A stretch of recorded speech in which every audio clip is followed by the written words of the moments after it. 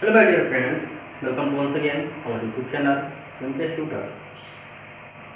My dear friends, today I will revise chapter 1st Solar System.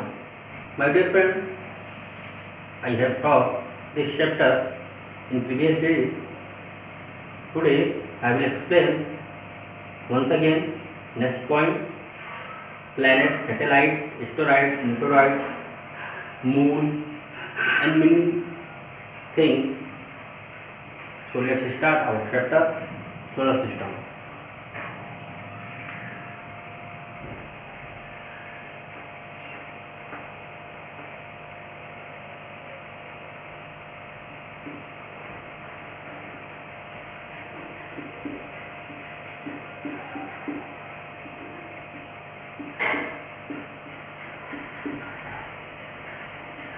सौर परिवार या सौर मंडल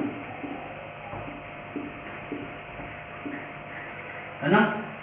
जैसे आपको मैंने पहले ही प्रीवियस चैप्टर में ही बता दिया था, मीन्स प्रीवियस क्लास में ही बता दिया था कि 8 प्लैनेट हैं, है ना। जो हेड है head of solar system,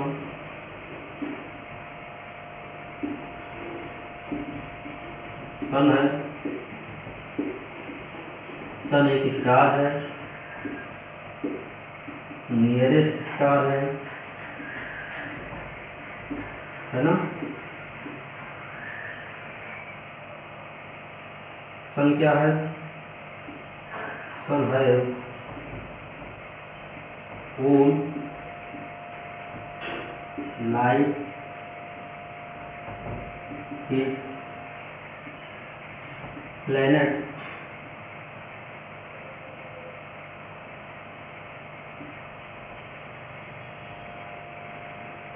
planets have no light, planets have no own light heat। Means कहने का तात्पर्य ये है कि मैंने आपको बताया था कि 8 प्लेनेट होते हैं, हर प्लेनेट के अलग अलग सैटेलाइट्स होते हैं। जैसे मरकरी वीनस के कोई सैटेलाइट नहीं है ना। मून का जो मून एक सैटेलाइट है किसका? अर्थ का, यानी अर्थ का एक सैटेलाइट होता है मून। मार्स का, यानी मार्स के 2 हैं, डिमोस एंड फोमोस, है ना। डिमोस एंड फोमोस, है ना। ऐसे ही जुपिटर के, है ना। जुपिटर के जो है बेटा, जुपिटर के जो हैं ये लगभग आपके 68 हैं, है ना। कहीं ये 60, 80, 70 ऐसे दिखते हैं। फिर सैटर्न की बात किया जाए 62 है, लेकिन इस समय अगर देखा जाए जो नई अभी रिसर्च आई है उसमें ताज़ा शोध में बताया गया है कि सैटर्न के सबसे ज़्यादा सैटेलाइट माने गए हैं, ठीक है।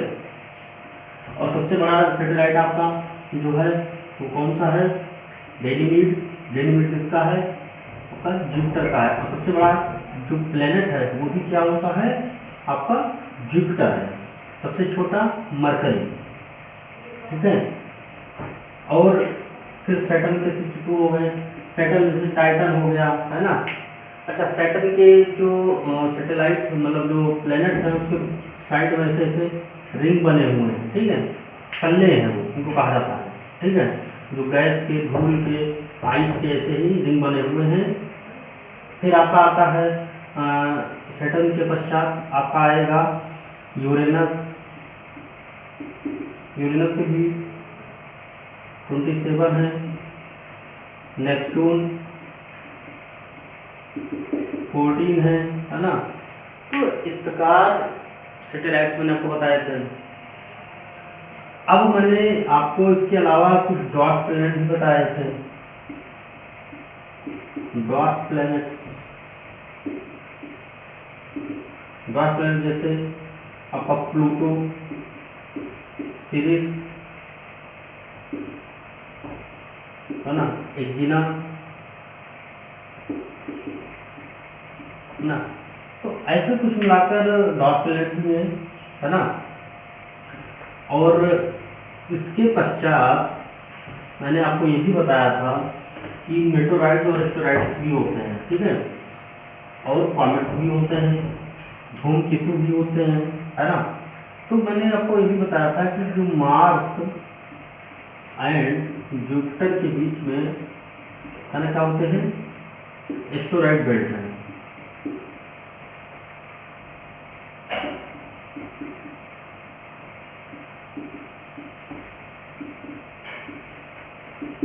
एस्टेरॉयड बेल्ट पाई जाती है मार्स एंड जुपिटर के बीच में।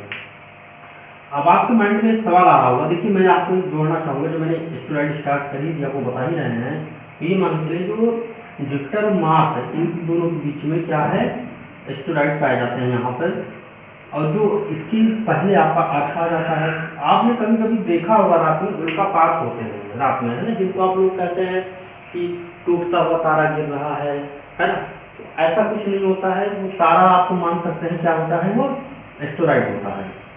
होता क्या है कि वो अपनी जो मार्स है और जो जुपिटर है इनकी कक्षाओं के बीच में, इनके ऑर्बिट्स के बीच में वो मूव करते रहते हैं, क्योंकि जुपिटर सबसे बड़ा है। जो ग्रेविटी है ना, जो ग्रेविटी है, जो ग्रेविटेशनल फोर्स लगता है, जो ऑर्बिटल फोर्स है, वो काफ़ी हैवी है, काफ़ी ज़्यादा है ना। तो क्या करता है कि इनको मेंटेन किया जाता है, मार्स अपनी तरफ खींचता है, जुपिटर अपनी तरफ खींचता है, कि दोनों आपस में एक बेल्ट बना लेते हैं, एक पतली सी पट्टी बन जाती है क्षुद्र ग्रहों की, एस्टेरॉयड्स की। तो ये पतले पतले पत्थर होते हैं। अरे ऐसा नहीं होता, इसमें मेटल्स भी होते हैं, गैस के बने होते हैं, धूल के बने होते हैं, चट्टानें होती हैं, मेटल्स पाए जाते हैं, है ना। तो इसमें होता क्या है कि जब ये मूव कर रहे होते हैं, कभी कभी जब ये अपनी कक्षा से, अपनी क्लास से, अपनी ऑर्बिट से बाहर निकल जाते हैं तो वो फ्री हो जाते हैं और अलग अलग जगहों पर मूव करने लगते हैं। और जब अलग अलग जगहों पर मूव करने लगेंगे, मान लीजिए सपोज करिए कि ये आपका जो है मरकरी है, ठीक है, इधर आपका वीनस, फिर Earth, Mars, Jupiter, Saturn, Uranus and Neptune. तो देखिए मैंने आपका ये कहा मरकरी है ना, Mercury, Venus, Earth, Mars, Jupiter, Saturn, Uranus और नेपच्यून, है ना, ये हो गए। अब इन्हीं के बीच में, यहीं पे जो ये आते हैं, है ना, इन्हीं के बीच में क्या मिलेगा आपको, एस्टेरॉयड बेल्ट्स मिलेंगे।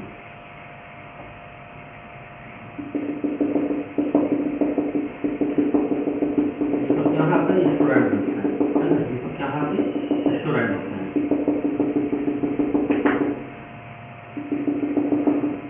अब ये मूव कर रहे होते हैं, ठीक है। तो एक्चुअली होता क्या है कि जब ये कभी कभी इनकी ग्रेविटेशनल जो फोर्स होती है उससे फ्री हो जाते हैं, तो वो दूसरे कक्षा के, दूसरे प्लैनेट्स के जो है इर्द गिर्द घूमने लगते हैं, क्योंकि अब पृथ्वी का अपना जो है ग्रेविटी फोर्स है, वीनस का अपना है, मरकरी का अपना है, ये हर प्लैनेट का अपना है। लेकिन क्योंकि अर्थ जो है वो मार्स के नज़दीक है ना, और देखा जाए तो इसके भी, इसके एस्टेरॉयड के बीच में भी, है ना, इसको एस्टेरॉयड कहते हैं।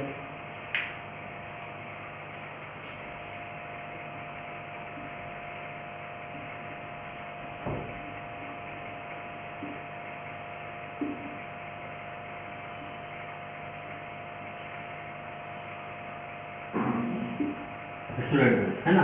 तो क्या होता है कि यहाँ पे जो मूव कर रहे होते हैं, ये भी कहीं ना कहीं क्या कर जाते हैं, ये पृथ्वी की ग्रेविटी के अंदर एंटर कर जाते हैं। और पृथ्वी की ग्रेविटी के अंदर एंटर करते हैं तो जैसे ही ये एटमॉस्फेयर यानी वायुमंडल के संपर्क में आते हैं, पृथ्वी के वायुमंडल के संपर्क में आते हैं, क्योंकि आपको पता है कि पृथ्वी की वायुमंडल का लेयर, मैंने आपको कई बार बताया है, ट्रिक भी मैंने बताई है ना, ट्रिक क्या आप देख सकते हैं, ट्रस्ट मेथड,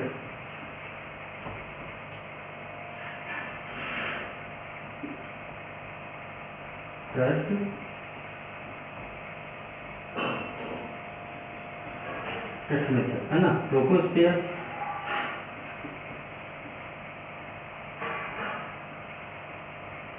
स्ट्रेटोस्फीयर, है ना, मीजोस्फीयर,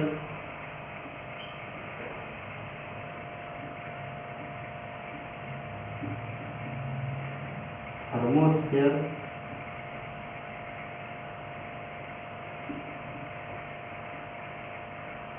एक्सोस्फीयर।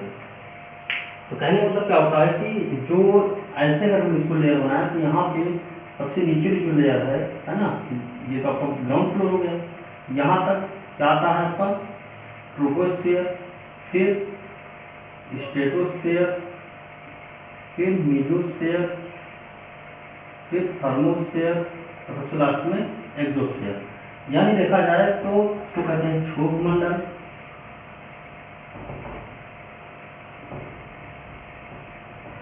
इसको कहते हैं समताप मंडल, यानी इसमें टेम्परेचर बराबर होता है ना।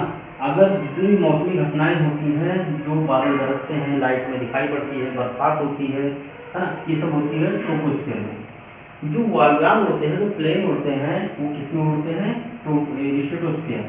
अब स्ट्रेटोस्फीयर और थर्मोस्फीयर के बीच में एक लेयर होती है, ओजोन लेयर, है ना, ये वाली लेयर, जो हमें O3 कहते हैं इसको, ओजोन लेयर को, जो हमें क्या करती है, सूर्य की यानी सन की जो अल्ट्रा वायलेट यूवी रेज जो होती हैं, इनसे वो प्रोटेक्शन करती हैं, प्रोटेक्ट करती हैं, प्रोटेक्शन देती हैं। अगर O3 नहीं होगा तो होता क्या है, O3 नहीं होने पर हमें स्किन डिजीज या स्किन कैंसर होने के चांसेस बढ़ जाते हैं। फिर मीजोस्फीयर यानी इसको कहते हैं मध्यमंडल, ये मध्यमंडल है बेटा।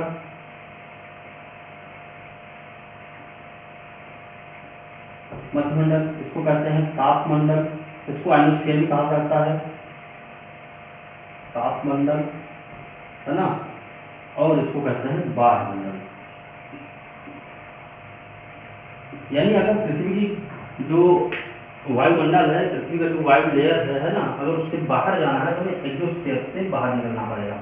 तो जब ये कोई भी एस्टेरॉइड या कोई भी बाह्य वस्तु है ना, वो पृथ्वी की एटमॉस्फेयर में जब इंटर करता है, वातावरण जब वो इंटर करता है, तो इसमें धूल मिट्टी के कण होते हैं, और उसमें जब नीचे गिर रहा होता है, ग्रेविटी उसको खींच रही होती है, तो टकराने से यानी ग्रेविटी फोर्स भी लगा रही है, पृथ्वी कभी कभी खींच भी रही है, ऊपर से गिर भी रहा है बड़ी तेजी से, और जो यहाँ पे धूल के कण हैं या जो और भी डस्ट पार्टिकल्स होते हैं पूरी एटमॉस्फेयर में, उनसे टकराने से घर्षण होता है, और घर्षण होने के पश्चात ये रगड़ होती है, और रगड़ होने से वो आपस में जलने लग जाते हैं। जैसे अगर आपने एंशिएंट पीरियड में उन्हें बताया था कि लोग जो आदिमानव होते थे, अर्ली ह्यूमन होते थे, वो पत्थर से औजार बनाते थे। जब वो दो पत्थरों को, दो स्टोन्स को आपस में टकराते थे तो उसमें से चिंगारी निकलती थी। सेम कंडीशन यहाँ पे हुई, क्योंकि जो एस्टेरॉइड्स होते हैं वो भी पत्थर के होते हैं, धूल के कण भी पत्थर ही होते हैं, कहीं कहीं डस्ट पार्टिकल होते हैं, तो इनमें जब टकराते हैं तो उसमें रगड़ पैदा होती है और जलने लगते हैं। और जब जलने लगते हैं तो हमें लगता है जैसे कहीं आग लग गई है, कहीं कुछ जल रहा हो, तो हम उसी को कहते हैं उल्कापात। ठीक है, तो ये ज़्यादातर जो एस्टेरॉइड्स होते हैं अर्थ की सतह पर यानी पृथ्वी की लेयर पर आने से पहले ही समाप्त हो जाते हैं। लेकिन कभी कभी ऐसा भी होता है कि वो समाप्त नहीं होते, क्योंकि वो बहुत हैवी होते हैं। ठीक है, हैवी मेटल से बने होते हैं। अगर वो समाप्त नहीं होते हैं तो कहीं न कहीं किसी न किसी इलाके में या किसी ओशियन में, सी में या लैंड एरिया पर गिरते हैं तो बड़ी तबाही मचाते हैं। ऐसा ही एक वाकया वैज्ञानिकों ने रिसर्च किया तो उन्होंने बताया कि जो उन्होंने बताया कि अर्थ पर जो डायनासोर आज से लगभग 2.5 ईयर पहले, कितने साल पहले, 2.5 करोड़ साल पहले, है ना, 2.5 करोड़ साल पहले जो हमारे यहाँ से डायनासोर समाप्त हुई अर्थ पर से, होता क्या है कि वहाँ पर सबसे बड़ा रीजन क्या था, किसी बहुत बड़े एस्टेरॉइड का गिरना। जो आज सहारा मरुस्थल बना है, पहले यहाँ कभी क्या होता था, ओशियन होता था, सागर हुआ करता था, लेकिन जब एस्टेरॉइड गिरा तो धीरे धीरे चीज़ें सूख गई। अभी ताज़ा हालिया हाल में ही एक रिसर्च आई कि पहले कभी एक अरल सागर हुआ करता था उज्बेकिस्तान के आसपास ना, ईस्ट एशिया, मध्य एशिया में, सेंट्रल एशिया में एक कंट्री उज्बेकिस्तान है ना, सोवियत संघ का, तो वहाँ बीच में एक सागर हुआ करता था, अरल सागर या अराल सागर, है ना, उसको कहते थे अरल सागर या अराल सागर, अराल सी, है ना, अरल सागर। आप कुछ लोग इसको अराल सागर भी कहते हैं। ठीक है, तो ये जो अराल सागर है या जो अरल सागर है, ये क्या हुआ आज के समय में ये सूख गया। क्यों? क्योंकि क्लाइमेट चेंज हो रहा है, क्लाइमेट चेंज हो रहा है, लोगों की नीड चेंज हो रही है, और जो आपके जो ग्लेशियर्स होते थे वो पिघलना बंद हो गए, यानी बहुत तेज़ी से पिघल रहे हैं। लेकिन ऐसा नहीं है कि वो क्या हुआ कि लोगों की नीड इतनी बढ़ गई कि लोगों ने डेवलपमेंट के चक्कर में उस जो ओशियन था उसको, उसका जो एरिया था उसको बहुत ही सीमित कर दिया। जहाँ पहले उसमें कभी पानी हुआ करता था, आज उसके कुछ ही पार्ट में पानी है। अगर परसेंटेज की बात किया जाए तो 10% पानी होगा, 90% करीब करीब वो सागर सूख चुका है, रेगिस्तान में तब्दील हो चुका है। तो ये कहीं न कहीं जो चेंजेस आते हैं वो स्टोराइड कहीं गिर रहा है या कहीं क्लाइमेट चेंज हो रहा है ना। नई नई प्रजातियों के विलुप्ति का कारण भी स्टोराइड हो सकता है ना। उल्कापात, कभी भी धूमकेतु भी ऐसे ही आते हैं, है ना। स्टोराइड मीटोराइड्स, मैंने आपको बताया स्टोराइड बेल्ट्स जो होते हैं वो जुपिटर और मार्स के बीच में पाए जाते हैं। अब जैसे बात किया जाए, मैं अगर अर्थ की बात करूँ या मरकरी की, मैंने कई बार बताया है ना।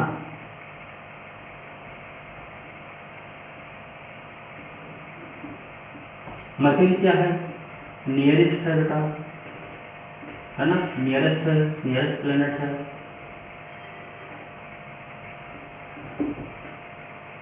है, स्मॉलेस्ट भी है, स्मॉलेस्ट प्लेनेट,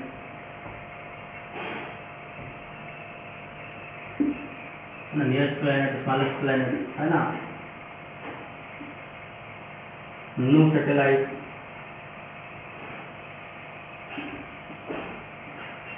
ये कुछ आपके इश्यूज हैं जिनको आप अच्छे से जान सकते हैं। हम मान लीजिए कुछ पॉइंट्स आगे देख लेते हैं जल्दी से। वीनस के बारे में जान लेते हैं।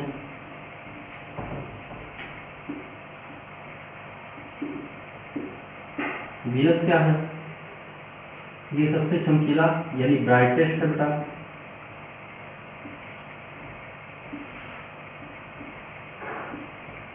ब्राइटेस्ट प्लेनेट है ये। सेकेंड, ट्विंस कहा जाता है बेटा इसको, है ना। Twins planet, twins planet.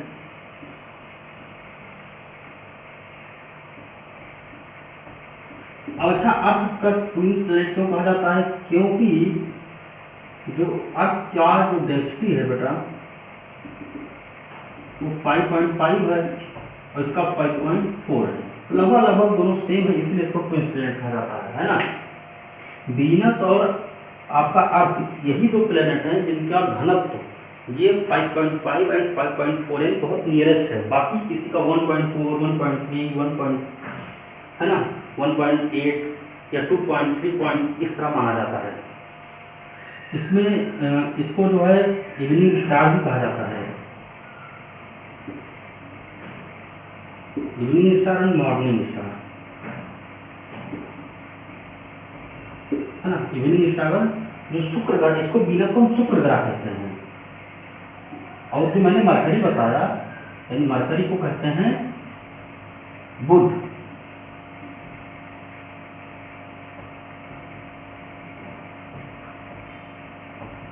Mercury को कहा जाता है बुध, ठीक है, ये जान लीजिए।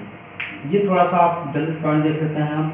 इसके भी कोई सैटेलाइट नहीं है, सैटेलाइट मतलब उपग्रह, इसके भी कोई उपग्रह नहीं है,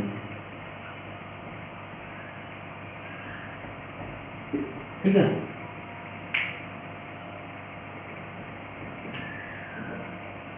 चलिए आगे देख लेते हैं जल्दी से।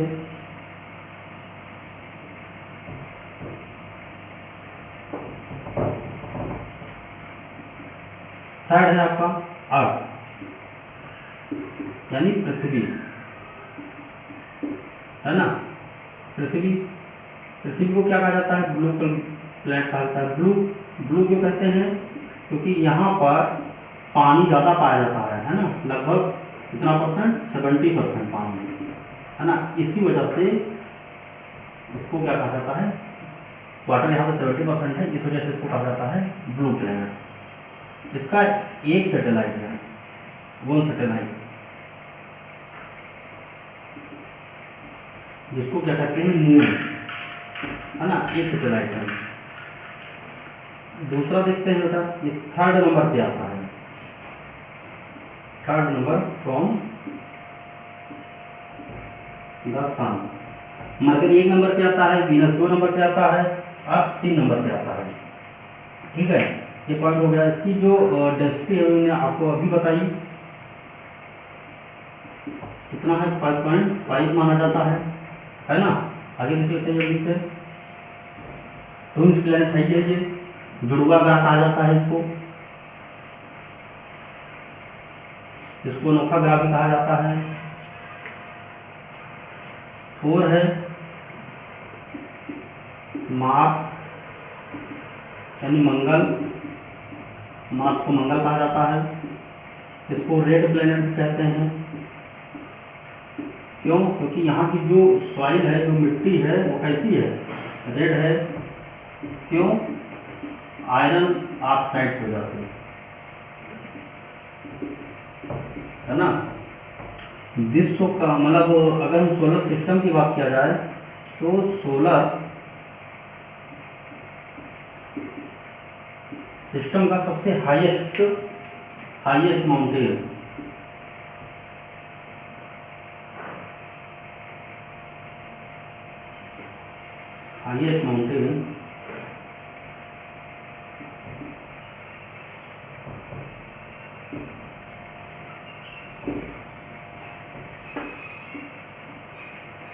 निक्स ओलंपिया, है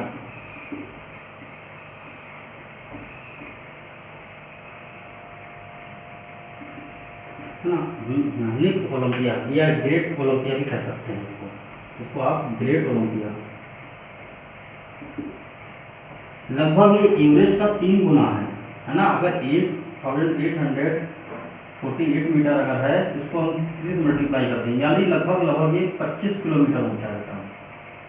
25 किलोमीटर की हाइट है। इसकी ग्रेट ओलंपिया की हाइट 25 किलोमीटर है ना, ऊंचाई। चलिए, इसके 2 सैटेलाइट हैं।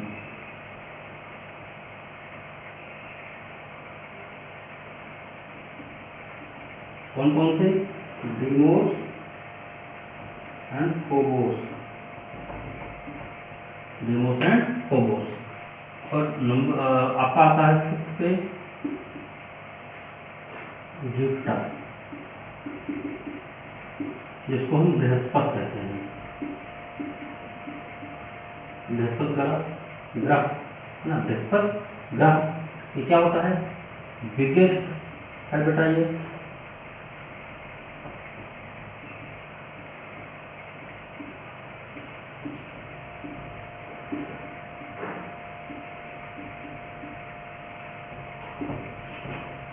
बिगेस्ट सोलर सिस्टम है ना।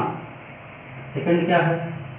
सेकंड ये है कि मार्स जो है, इसके सबसे ज़्यादा सैटेलाइट पाए जाते हैं। तो इसका जो गैनीमीड है वो पूरे सोलर सिस्टम का सबसे बड़ा सैटेलाइट है। ठीक है। तो दूसरा क्या है? जुपिटर एंड मार्स के बीच में क्या पाया जाता है? Asteroid belt. Mars and Jupiter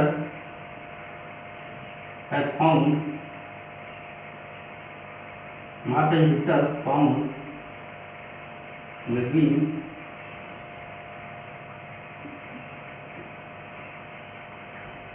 asteroid belt।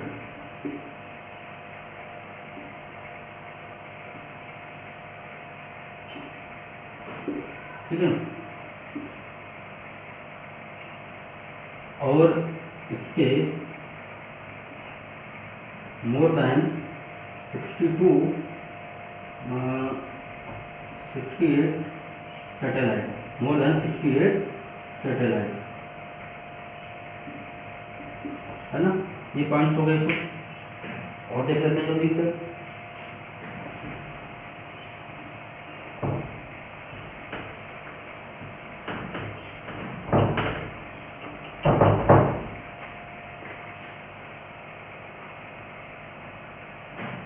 Six है आपका जुपिटर, हो गया आपका सैटर्न, जिसको हम शनि कहते हैं, है ना। ये सेकंड बिगेस्ट है बेटा,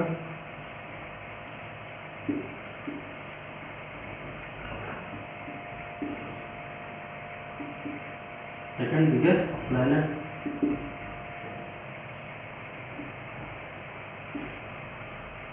more than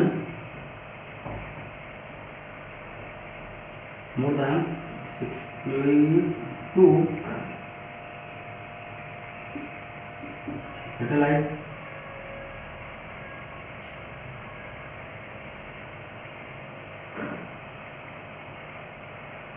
इसके क्या पाया जाता है बेटा, अराउंड द रिंग, है ना। इसके चारों तरफ क्या होता है, एक छल्ला होता है ना, छल्ले पाए जाते हैं, और सबसे बड़ा भी है ये। चलिए आगे देख लेते हैं जल्दी से।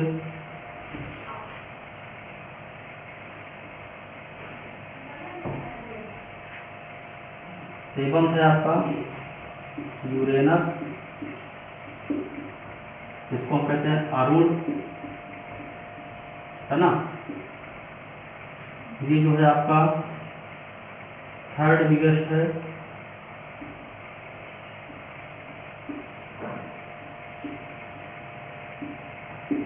Third biggest planet.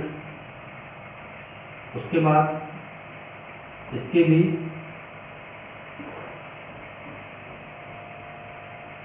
इसमें 27 सैटेलाइट,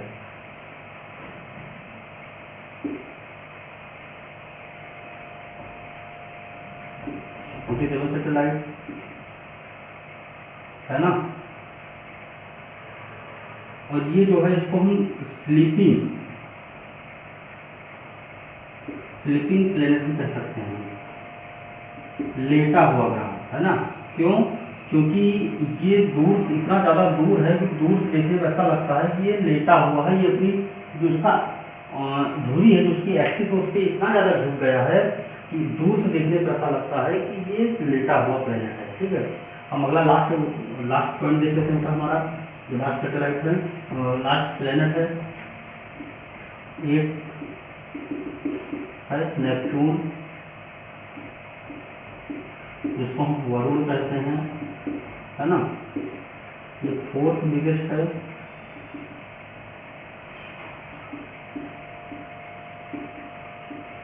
फोर्थ बिगेस्ट प्लेनेट। इसके 14 सैटेलाइट बेटा, 14 सैटेलाइट, है ना। ये भी ब्लू कलर का होता है, ब्लू एंड ग्रीन, कहीं कहीं आपको ब्लू दिखेगा, कहीं ब्लू और ग्रीन दोनों दिखेगा, है ना। कलर का होता है ये कुछ पॉइंट्स है ना। ये कुछ पॉइंट्स थे, तो मैंने आज आपको बता दिया प्लेनेट्स के बारे में, सैटेलाइट्स के बारे में, एस्ट्रोनॉट्स के बारे में। तो आज की हमारा रिवीजन क्लास फिनिश हुआ बेटा, है ना। मून के बारे में अच्छे से जानते हैं, मैंने आपको प्रीवियस चैप्टर में ही पढ़ा दिया था, अच्छे से समझा दिया था। मैं दोबारा बता देना चाहता हूँ कि मून की जो दूरी है अर्थ से वो 384,400, ये 3,84,400 किलोमीटर, यानी 3,84,400 किलोमीटर, है ना। कहाँ से? From the earth. दूसरी बात, ये 27 डेज में रिवोल्यूशन एंड रोटेशन दोनों कंप्लीट कर लेता है ना। दोनों 4 टारगेट को ये एक साथ ही पूरा कर लेता है। इसीलिए हमेशा हमें मून का 53% ही पार्ट दिखाई पड़ता है, बाकी पार्ट में दिखाई नहीं पड़ता, क्योंकि वो मूव एक ही दिन में दोनों कर लेता है, एक ही टाइम पे रिवोल्यूशन रोटेशन दोनों एक साथ कर लेता है, दोनों गतियाँ एक साथ हो जाती हैं, उसकी दोनों मूवमेंट सेम पेज में कर लेता है। इस वजह से हमें उसका पिछला पार्ट नहीं दिखाई पड़ता। तो बच्चों, आज का टॉपिक हम ये फिनिश करते हैं, और आप वीडियो को अंत तक जरूर देखें, क्योंकि आपकी इसी वीडियो में आपके क्वेश्चन आंसर, आपके नोट्स सारे इंक्लूड रहेंगे, और नोट्स आप अच्छे से नोट कर लीजिएगा। ठीक है, वीडियो को अंत तक जरूर देखें, और ज़्यादा से ज़्यादा शेयर करें, कमेंट करें और लाइक करें। थैंक यू सो मच बेटा।